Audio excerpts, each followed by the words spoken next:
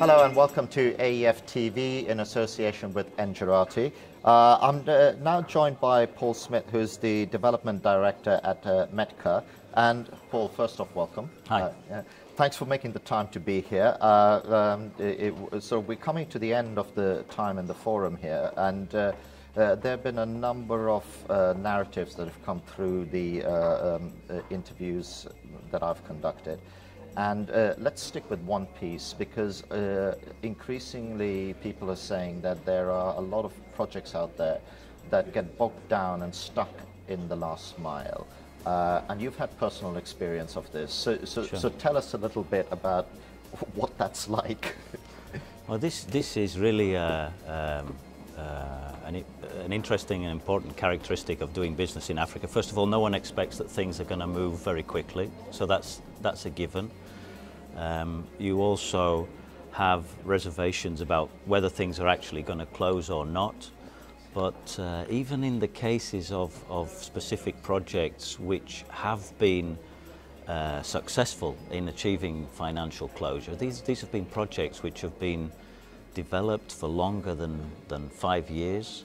We've actually been involved in a project that we just got the notice to proceed for earlier this year, the Amandi project in Ghana. It's a 200 megawatt combined cycle. So we've been involved on that project for about 4 years. We were selected after a very heavy competitive bidding process more than around about 3 years ago.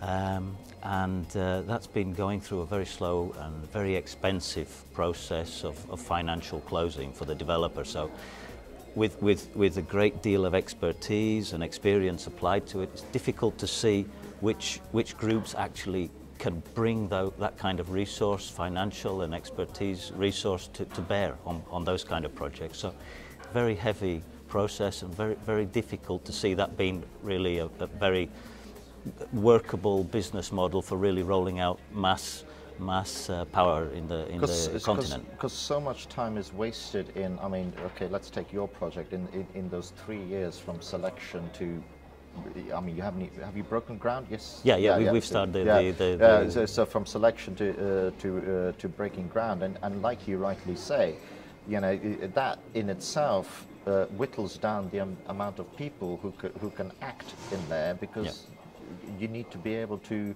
resource those 3 years and sustain it. So how, in your mind, would you solve the problem? I mean, where does the issue really lie? Yeah, I mean, it's really a question of risk appetite. So the key players in this are fundamentally the equity investors themselves, plus the global financial community. And I say global, you know, not by chance, because really it's a global business. You know, what I like to compare in a way is the activity of electrifying Europe, which took place over several decades, very successfly. There were very few times in the history of Europe, for example, our home continent, where Europe had insufficient electricity at any stage of its development, and none of this was really being done by very heavy non-recourse project finance type structures. You had a structure which was relatively well planned, not always as well planned as you might expect, but nevertheless the countries were supplied with electricity. There were state utilities doing that business, of course. That was the business model of the time. What you have in Africa is a much bigger need, and a much bigger aversion to risk, which is fundamentally at odds with the nature of the need in the continent.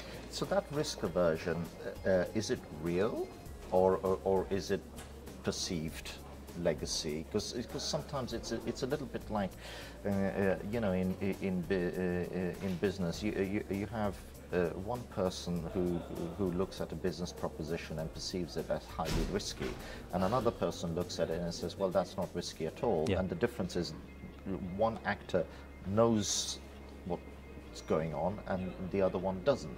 So I'd quite like to understand you know, where that, how real that risk aversion is? Because most of these guys should know this sector, right? Yeah, by now. yeah. I think they know the sector extremely well. You know, especially the investment community, and a lot of the banks actually know Africa intimately, actually. So it's not really about the quality of the resources, you know, which are being put onto the problem. It's basically the nature of the credit risk view of the banks themselves. The banks, not so much the DFIs, because everybody is very willing, but you nevertheless have this very heavy, I think, some of our friends in the legal community maybe have some share of responsibility here. So we definitely need to think about how we can template things rather than having to spend weeks negotiating on clauses which most likely are never going to be looked at again for the next until the project's actually completed. You know? Yeah.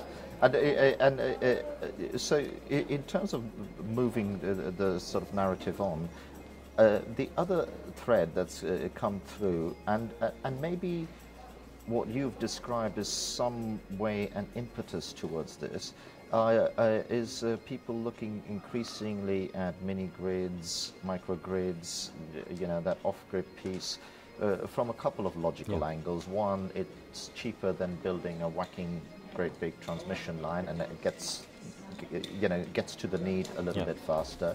But I suspect, you know, does that, in that environment, is the project close also accelerated potentially? Yeah.